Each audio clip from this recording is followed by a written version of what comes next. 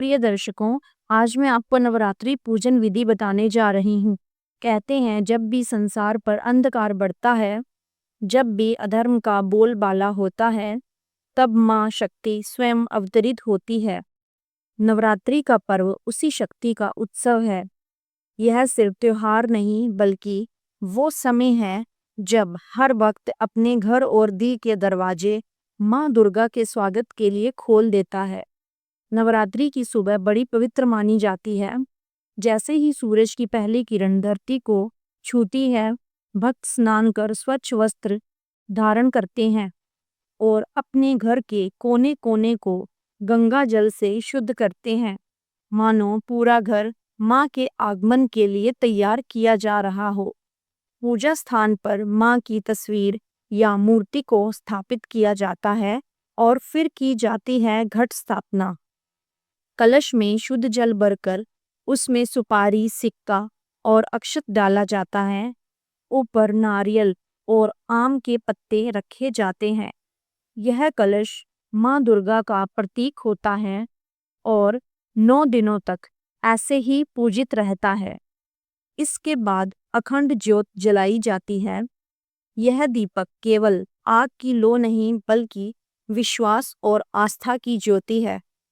भक्त संकल्प लेते हैं, हे माँ, मैं पूरे 9 दिनों तक आपके चरणों में बैठकर श्रद्धा और प्रेम से आपका पूजन करूंगा।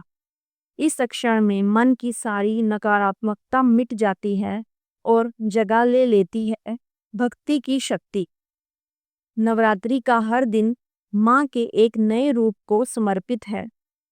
पहले दिन माँ शैलपुत्री जो धैर्य और शक्ति देती है।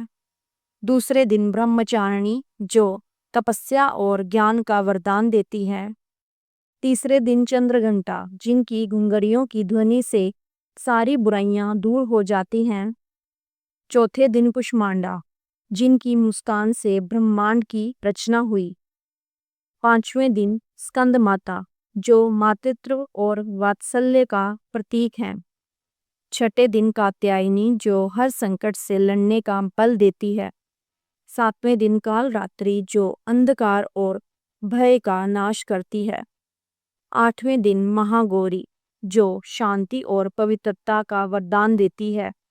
और 9वें दिन सिद्धिदात्री जो हर भक्त को सिद्धि और आशीर्वाद देती है।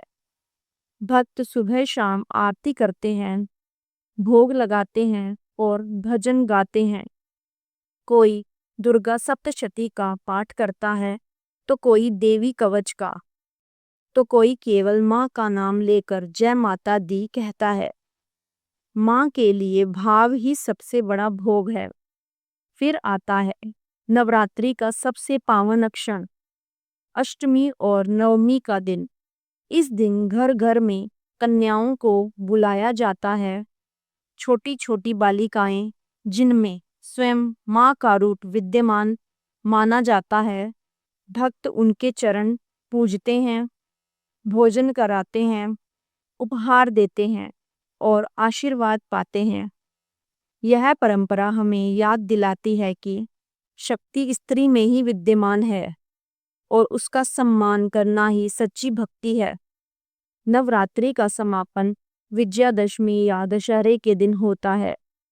यह पर्व हमें सिखाता है कि चाहे बुराई कितनी भी बड़ी क्यों ना हो, अंत में जीत हमेशा सत्य और धर्म की ही होती है।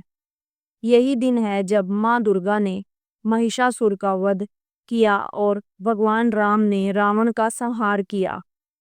आज भी दशहरे पर रावण दहन किया जाता है ताकि हमें यह शिक्षा मिले कि अहंकार और अधर्म का अंत निश्चित है।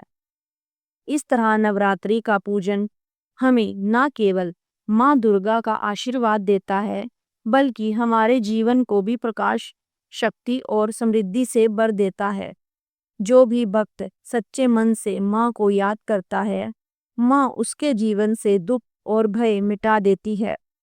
तो आइए इस नवरात्रि हम सब संकल्प लें कि भक्ति और सकारात्मकता के दीप से अपने जीवन को रोशन करेंगे। माँ दुर्गा की कृपा से हर घर में सुख, शांति और समृद्धि का वास हो। अगर जानकारी अच्छी लगी हो तो मेरे चैनल को सब्सक्राइब जरूर कर दीजिए।